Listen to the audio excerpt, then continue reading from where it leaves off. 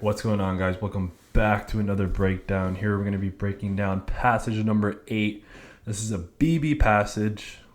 All right, as always, guys, do the passage first and then hear me break it down and make it all make sense. Okay, I'm going to show you guys how to make all these details make sense. I'm going to show you guys how to interpret figures. We got some organic chem here, it looks like, beta oxidation, very nice. So do it on your own first. Write down the answers to the questions and then see which ones you got right and which ones you got wrong. Okay, so think about your thought process. Okay, this is the first question, question 40. This is the second question, question 41. This is question 42 and question 43, and that is it. Okay, so I'm going to break this down right now. Beta oxidation is a process that converts fatty acids into acetyl-CoA groups that can enter the Krebs cycle. All right, you should know that. You should 100% know that. You should know that, okay? This process occurs in the mitochondria. In humans, the normal fatty acids we eat are too big to passively pass through the inner mitochondrial membrane. An acyl-CoA molecule must first be transformed into an acyl-carnitine molecule in order to enter the mitochondrial matrix via a translocase protein. Okay, I'm highlighting what I know here. Okay, I'm highlighting that I already know this sentence pretty well, but I'm going to highlight the acyl-carnitine molecule to kind of remind myself of what's going on here. Okay, the acyl-CoA needs to be converted into a carnitine to help this fatty acid get into the mitochondria. Okay, and I'm highlighting translocase protein because I didn't know that before. I didn't know we need a translocase protein. I didn't know that it was called a translocase protein. That conversion is catalyzed by carnitine palmitoyltransferase 1, whose mechanism is thought to involve a histidine residue. I'm highlighting histidine residue because it stuck out at me. That activates the hydroxyl group on carnitine. All right. Once inside the mitochondrion, the acyl-carnitine is converted back into an acyl-CoA molecule. All right, this is carnitine, this is palmitic acid. A lot of review here, you guys should know this. Acyl-carnitine translocase deficiency is an autosomal recessive disorder. Highlight that, that is very important. Okay, you never know when they're gonna test you about that, so highlight it. Characterized by malfunction of the translocase, whose normal function is to exchange acyl-carnitine from outside the mitochondrion for carnitine inside the mitochondrion. Okay, that's what it does. It exchanges the acyl-carnitine from the outside to the inside. Okay, I'm going to highlight all this. All this is important, okay?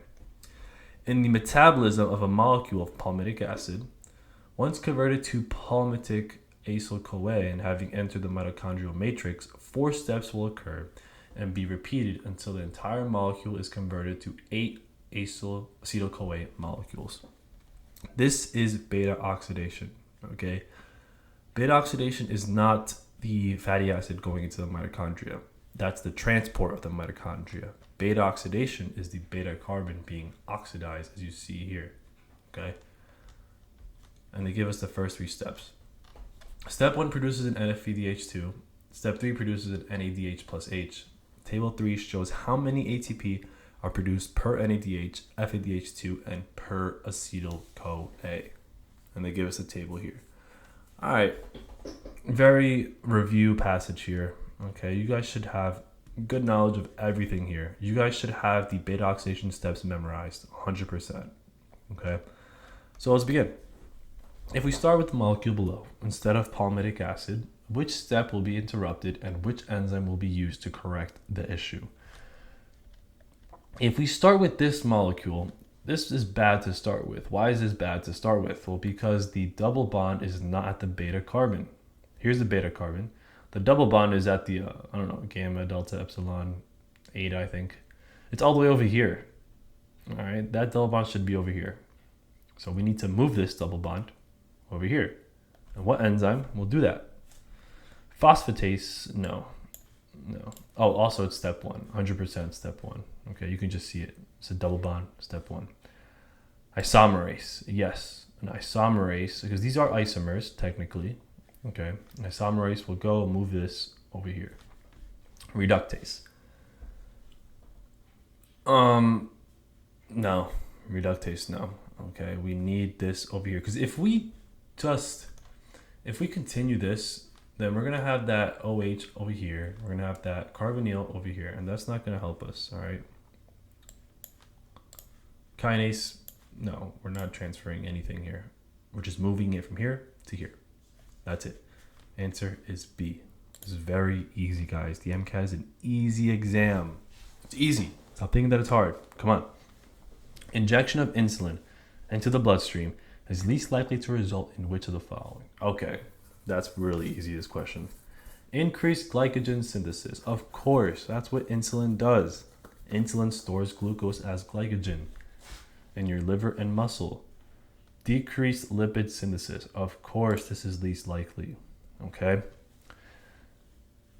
Insulin will inhibit beta oxidation. And glucagon will stimulate beta oxidation. Okay. So we're inhibiting. Yeah. So insulin. Okay. Hold on. I'm getting a little confused here. Hold on. Injection of insulin to the bloodstream is least likely to result in which of the following? Yeah. Injection of insulin is going to stimulate lipid synthesis, okay? It's not going to decrease it. So the answer is B. C. Increased esterification of fatty acids. This is just stimulating lipid synthesis, okay? That's what insulin does. Decreased gluconeogenesis, okay? As I said before, glucagon will stimulate gluconeogenesis. Insulin will inhibit gluconeogenesis. Therefore, answer 41 is B. In which steps in figure 3 is a fatty acid oxidized? Okay, real quick, guys. You should know the steps of beta oxidation 100%. All right. The first step here, to get that double bond, we oxidize that beta carbon. We put an FAD plus in and we get out an FADH2. So we're reducing the FADH, but we're oxidizing the beta carbon here. Okay. So step 1, we are oxidizing it. Step 2, we have introduction of an OH. Water comes in. Okay, you have water come in, and that makes the OH here. It's not an oxidation step. Water comes in. Okay. And the next step, you have NAD plus coming in and out an NADH. So you're oxidizing this hydroxyl group to a carbonyl. So steps 1 and 3, the fatty acid is oxidized. Answer is C. All right, it's just content review. You should know that 100%. Which of the following is most likely not a symptom of acyl carnitine translocase deficiency? Which of the following? Okay. If we have a deficiency of acyl carnitine translocase, then we're going to not be able to do beta oxidation. Okay. And if we can't do beta oxidation, that means we're going to have low energy. All right. Beta oxidation makes acetyl-CoA. That acetyl-CoA is used to make energy, make ATP. Okay. So look at A first. Hyperglycemia. This is not a symptom. Okay, beta oxidation is introduced. When is beta oxidation introduced? Beta oxidation is introduced when we have gluconeogenesis being stimulated, when we have glucagon being secreted. Okay, glucagon will not be secreted if we are hyperglycemic. All right, therefore, A is not a symptom. Muscle weakness. Okay, if we have little energy, we're going to have our muscles are going to be weak. They're not going to be as strong. Muscles need ATP to function. Liver damage. If we do not have this translocase working properly or deficiency of it, then we're going to have an accumulation of these fatty acids in the liver. Okay, and I'm sure that's going to make it get bigger and do some type of damage here. Okay. D, high ammonia levels in blood.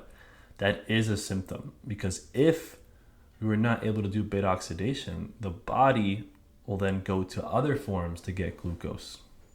All right, and the body will go to proteins. And in proteins, you break it down, you remember oxidative deamination, and you're going to have a byproduct of ammonia. Okay, so you're going to do excess breaking down of proteins. Answer for that one is D. All right, and that's pretty much it, guys. That was quick. I don't know how long that took, but that was me explaining it as well. So you can do these passages quicker.